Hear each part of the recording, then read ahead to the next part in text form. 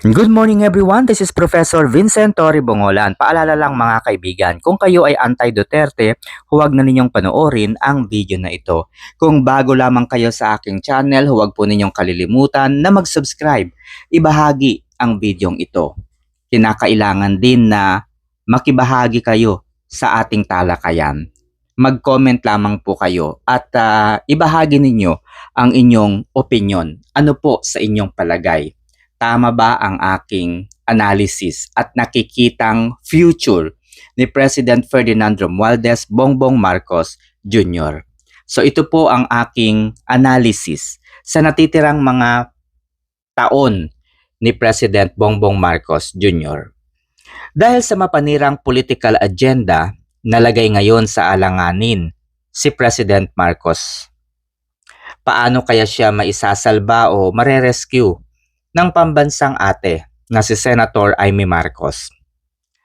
Dahil nga sa maling strategy na ipatapon si former President Rodrigo Roa Duterte, pagbintangan si VP Sara at palabasing nilustay nito ang 125 million pesos confidential funds, kasuhan ng grave threats at ipa-impeach, ay mas nalagay ngayon sa alanganin si PBBM. Dahil dito, malaki ang tsansa at posibilidad na sa kanyang maling hakbang na natitira, maaaring ma-impeach si President Bongbong Marcos Jr. At hindi na mahihirapan kung sakali ang prosecution dahil nakita naman natin yung naging performance ng mga kongresista sa Quadcom. Nalaman natin, nakita natin, natunghayan natin yung mga bagay na panggigipit na ginawa ng administrasyon sa mga Duterte, kay VP Sara Duterte, kay Rodrigo Roa Duterte, kay Pastor Apollo Kibuloy, at sa iba pang mga kaalyado ng Duterte. Yung ginawa nila kay Attorney Zulaika Lopez at iba pang mga tauhan ni VP Sara. So lahat ng yan, no, ay maaaring magbumirang kay President BBM. At yan pa ang magiging ebidensya para po ma-impeach ang Pangulo. Alright? So, hindi na nga mahihirapan ang magiging prosecutor sa kasong ito dahil ito na mismo yung mga grounds na gagamitin nila para ma-impeach si President. So, sabi nga, no, ito po yung naiisip ko. At ine-expect ko na ang Duterte Youth Party List sa pamumuno po, no, ni Cardema ay muli isusulong nila ang impeachment complaint against the President. Pero mangyayari yan kapag mayroon ng bagong House Speaker. Kapag pinalitan na si Martin Romualdez. So, itong mga babanggitin ko, no, mga 13 na mga key points. Ito po yung maaaring gamitin ng prosecutions laban kay kay President, no?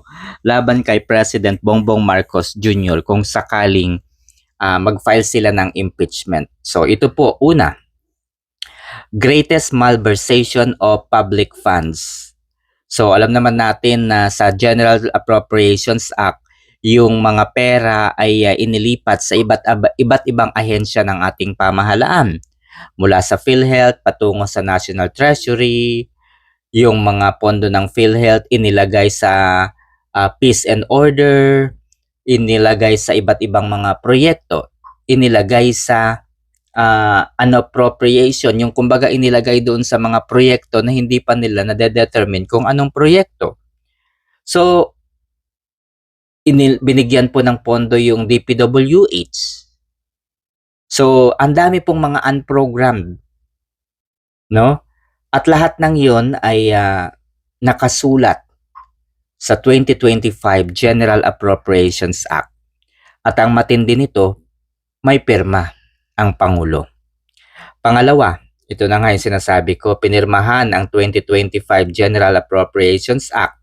Alam naman natin na hindi ito dumaan sa legal, maayos na proseso. At nagamit nga ang pondo, no? Nagamit nga nila ang 2025 national budget, no? Para ponduhan yung nararating na, kumbaga yung papalapit na eleksyon, no? So, dahil kailangan nilang ponduhan yung 2025 budget para makapamili sila ng boto. Nandyan yung TUPAD, AKAP, AIX, MAIP, etc. etc. So, nandyan din, number 3, removal and cuts of budget. Nakadokumento rin po yan sa 2025 General Appropriations Act. So, binawasan po ng pondo yung GSIS, SSS, 4Ps, Malasakit Center, Land Bank, PhilBox, DOST, PhilHealth, at marami pang iba. Pangapat, binuo yung Maharlika Funds na mayroong requirements na dapat mayroong mag-invest dito. So, yung target is 250, no, million pesos. So, I'm not sure kung million ba o billion, no, yung kailangang budget. So, siyempre, ang naglagay lamang ng pera sa Maharlika Funds ay Land Bank sa PDIC. Ang problema nito hanggang ngayon ay hindi pa po nag-uumpisa ang Maharlika Funds. So paano kikita yung Land Bank at PDIC? Ngayon, nag-announce na po ang International Monetary Funds. Kung napanood po ninyo yun, sabi ng IMF, ay tulungan ng gobyerno na muli ay mabuhay at kumbaga makabangon ang Land Bank at PDIC sa pagkalugi. Dahil nga kailangan nilang ponduhan yung Maharlika Funds. Number 5, PhilHealth funds na inilipat sa National Treasury ginamit sa peace and order and other unrelated projects. So hindi po pwede base sa ating saligang batas, ang pondo po ng PhilHealth funds ay para sa pangkalusugan at hindi po para sa peace and order and other unrelated projects. Number 6, nagkaroon po ng 234 billion insertion sa 2025 General Appropriations Act na may pirma ang Pangulo. Number 7, funding of programs that is already been funded by the Import-Export Bank of Korea. Sa katunayan, pinondohan na po ng Bank of Korea ng 174.49 billion ang Panay-Guimaras-Negros Bridge. So, dahil fully paid na, meron ng pondo, bakit pinondohan po muli ang Panay-Guimaras-Negros Bridge? Noong 2022 GAA, no, binigyan nila ito ng pondo na 50 million.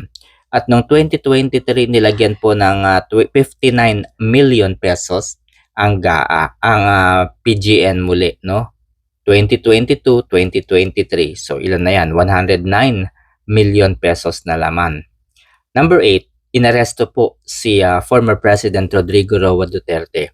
Yung findings na isinagawa, no, yung findings sa isinagawang Senate hearing ng chairman ng Committee on Foreign Relations na si Senator Amy Marcos. Marami tayo natuklasan doon na pambabaliwala, no? Hindi po nila kinilala ang ating konstitusyon, hindi po nila kinilala ang ating saligang batas, lalong-lalo na yung mga nakapaloob sa Rome Statute of the International Criminal Court. So, lahat po ng ginawang bagay na ito para mapaaresto si former President Rodrigo Roa Duterte ay illegal at hindi po maayos o sabihin nating hindi po legal. Okay? Number 9. So, sinampahan na nga po ni Senator Amy Marcos sa Office of the Ombudsman yung mga cabinet officials ni President Bongbong Marcos Jr. na lumabag sa batas, lumabag sa constitution, etc. No? So, yun po. Kinasuhan na po sila sa ombudsman. Number 10, multiple assurance that they will not cooperate with the ICC. Diba sabi ni President, ilang beses kung sabihin sa inyo, ilang beses na million beses na 100,000 beses. So, multiple assurance, no? Inassured po ni President na hindi makikipag-ugnayan o cooperate ang Pilipinas sa ICC. Sabi pa ni President, no, sumulat pa siya sa office ni VP Sara, sabi niya, "Wag kang mag-alala, Inday, dahil hindi papayag ang administrasyon na imbestigahan si President Duterte dito at hindi pwedeng dalhin sa ICC." 'Di ba? Pero anong nangyari? Dinala po nila palihim. Number 10, yan, binuo po ang impeachment laban kay VP Sara. Siyempre, yung pag-aresto kay Kibuloy at number 13, ito po yung pagbibenta ng gold reserves. Ayan, nasaan na po yung gold reserves na ito? So 13 yan na grounds na maaaring betrayal of public trust, malversation of funds, plunder, ayan, ang daming mga maaaring laman ng impeachment. Lahat yan at marami pang iba ay nalaman natin na tunghayan noong mga nakaraang taon. The new House Speaker will drive and dictate the next wave of his presidency. Sa maling desisyon po ni President Marcos Jr., he will be impeached. Ang problema niya ngayon ay madaling mabasa ang kanyang mga plano. Palpak. No? Kasi wala na po sa hulog yung mga desisyon ng administrasyon. Kaya madali na po itong mapansin, madaling mahalata. So, hindi po nila na-anticipate na hindi pala effective yung pagpapaaresto kay former President Duterte. Hindi rin effective yung impeachment laban kay VP Sara at marami pang iba. No, lahat ng mga ginagawa nila laban sa mga Duterte ay nagbubumirang at bumabalik sa kanila. Yan po ang ating napansin. So VP Sara was really great, no? Dahil agad niya nga nabasa ang plano ni BBM at Martin Romualdez. Kaya bago ang eleksyon, agad siyang umuwi sa Pilipinas upang idiskaril at wasakin ang plano ng administrasyon. Okay? Nabasa kasi ni VP Sara at ni former President Duterte na ang atensyon at focus ni na BBM at Romualdez ay sila lamang. So, wala pong pakialam sina President Marcos at Martin Romualdez sa mga dilawan o pinklawan. Dahil ang kanilang focus, ang gusto lang nila ay unahin, alisin sa kanilang landas ang mga Duterte. So wala silang pakialam kay Bam Aquino, kay Kiko Pangilinan at iba pang kaalyado ng dilawan o pinklawan. Dahil ang kanilang focus ay mawala sa kanilang landas si Duterte. Dahil dito, naging strategic ang mga Duterte. Alam nilang dahil may sapat na pondo ang administrasyon, yung BBM Araneta Romualdez clan, dahil nga sa 234 billion insertion sa 2025 General Appropriations Act, wala silang sapat na pera para tapatan ito. Wala silang pambili ng boto. Kaya kahit malakas ang PDP laban, madedihado sila sa eleksyon. VP Sara announced in public na sa tansya niya, 2 lang sa PDP ang siguradong papasok. Dahil sa pahayag ni VP Sara na kampante ang alyansa at Romualdez. Then, sa mga sumunod na hakbang ni VP Sara, biglang inendorse si Camille Villar at si Amy Marcos. Nakipagsanib din ito kay Isko Moreno. Inendorse po si Pambaric 4 to replace Cebu Governor Gwen Garcia. Wala ring takot na binangga ni Vice President Sara Duterte sina Congressman Joel Chua, Benny Abante, Jinky Luistro na may utang sa kanyang pamilya at iba pang miyembro ng Quadcom. Ang tapang ni VP Sara. Kitang-kita natin. Nagimbal at naalarma ang administrasyon after the election. Nagwagi sa Davao ang lahat ng mga Duterte, which shows sa buong mundo na Duterte pa rin in general ang Pilipinas. This is an evidence that what happened to former President Duterte is a product of a political plunder sa pangarap na manatili sa gobyerno na gawa ng administrasyon na ipakidnap si Duterte. Hindi tao ang may gusto ng mga bagay na ito. Nasa ICC si former President Duterte hindi dahil sa extrajudicial killing, kundi dahil gusto nilang mawala sa landas nila ang mga Duterte. Kaya ipinatapon nila ito, ipinakidnap nila ito. Dahil magiging sagabal nga sa kanilang mga plano. And then, noong nasa ICC na po si Duterte, peace rally here and everywhere hanggang sa dahig. Isa lang ang ibig sabihin nito. Duterte was well loved by millions of Filipinos here and abroad. Bagamat nagdilang anghel si BP Sara na dalawa ang posibleng makapasok sa impeachment, ang makapasok sa PDP. Ang campaign nilang Duterte plus 2 na sina Camille Villar at Amy Marcos ay nakapasok. So ibig sabihin, sobra na ang mga senador upang ma-acquit o hindi na matuloy ang impeachment against her dahil sure na ang Duterte Black sa Senado. Because of this, in an interview, pinasabog ni BP Sara ang isang hamon sa administrasyon. Handa na siya na mag-umpisa ang impeachment. Handa na siya whether there is a conviction or ma-acquit. But there is only one thing na inassure po si BP Sara. At sinisigurado niya na sa impeachment, it will be a bloodbath battle. Diba? Dahil dito, naalarma ang administrasyon. To the rescue ngayon ang campaign manager ng alyansa na si Congressman Toby. Kunwari, sinisisi ni Congressman Tobias ang impeachment laban kay BP Sara. Kaya natibag ang alyansa. Sinisi rin ni Congressman Toby ang Kongreso dahil sa ginawang pananakot para pumirma sa impeachment. Ang totoong intensyon ay pabanguhin ang isang Congressman Tobias. Upang makuha ang pulso ng mga tao, isipin na siya ay fit, na siya ay nararapat na pumalit kay House Speaker Martin Romualdez. Okay? Sinundan ito ng podcast ni President Bongbong Marcos. Dito ay matapang na nagsalita sa kauna-unahang pagkakataon. At sinabing galit na ang taong bayan. Hindi na nakikita ng mga tao ang ginagawa ng administrasyon. Marami na raw siyang kalaban, marami na siyang kaaway.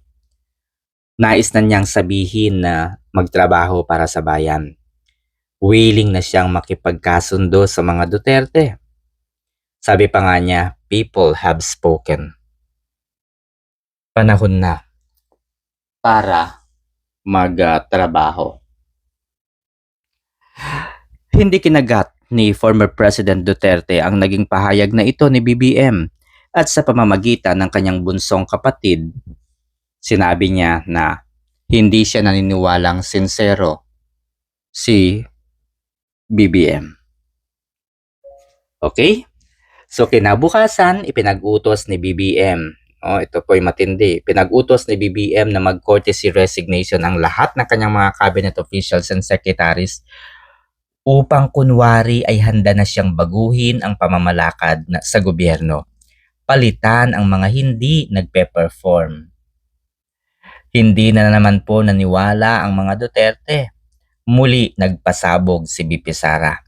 Hinimok niyang makuha ni Congressman Pulong Duterte ang speakership na ikinabahala lalo ng kanyang mga kalaban. Nabahala din si Congresswoman Franz Castro, outgoing Congresswoman Franz Castro dahil natalo na nga pala siya. Sabi ni Congresswoman, sobra naman ang mga Duterte, lahat na ng posisyon kinuha na nila. Pati ba naman pagiging Speaker of the House ay kukunin pa rin ng mga Duterte.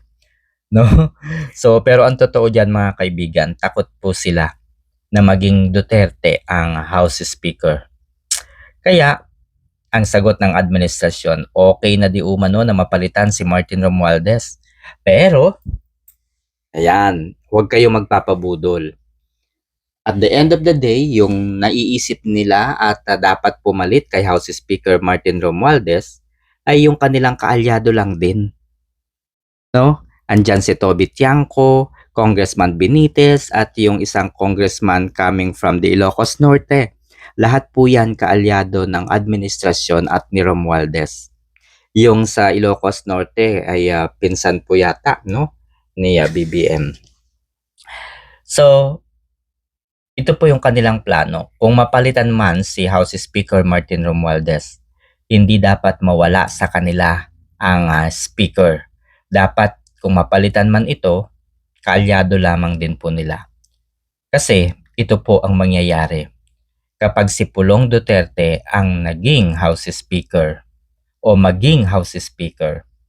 Ito na po ang umpisa ng kalbaryo ni President Bongbong Marcos Jr. Diyan po mangyayari, no, ang impeachment laban kay President Bongbong Marcos Jr. At sa 2028, we don't know. No? We don't know. Kasi kung nagawa ng administrasyong ito na ipatapon sa ICC si former President Duterte, even though we are no longer a member of the ICC, magagawa rin nila ito kay Bongbong Marcos Jr. No? Magagawa nila ito kay Bongbong Marcos Jr. at baka ang mangyari dito ay ipatapon din si BBM sa ICC. Diba, mga kaibigan? So, ano po ang mangyayari doon sa mga kongresista na pumirma to impeach the Vice President kung sakaling si Pulong Duterte ang pumalit kay House Speaker? Ano po yung mangyayari sa mga pumirma? Malamang magpapabango kay BP Sara. Lalapit at lilipat kay BP Sara. Yung mga incumbent naman, ganun din ang mangyayari. Unti-unti ay alam nyo na, sisip-sip kay BP Sara. Alam naman natin na ilan sa mga senador na kumapit kay BBM ay ginawa lamang nila yung bagay na yon dahil wala silang pondo. Kagaya po ni Ping Lacson, ni Bam Aquino, Keiko Pangilinan, etc. etc. So, yung mga yun, nakipag-alyansa lamang sila. It's because kailangan nila ng pondo. Kaya nung manalo na sila at maging senador, wala na, nakuha na nila yung gusto nila. So, malaki yung opportunity, malaki yung posibilidad na kapag si Pulong po ang pumalit, liligawan nila ang mga Duterte. Dahil kapag hindi nila niligawan ang mga Duterte, sa kangkungan na sila dadamputin after this election. Okay? So nakuha nyo ba mga kaibigan yung aking obserbasyon? No? Kaya magiging kapanapanabik magiging kapanapanabik ang darating na mga araw, linggo o buwan kapag napalitan po ang House Speaker. Sa tingin po ninyo mga kaibigan, ito po yung aking katanungan. Kapag ba si Pulong Duterte ang pumalit kay House Speaker Martin Romualdez, ano sa tingin ninyo ang mangyayari kay BBM at kay House Speaker Martin Romualdez?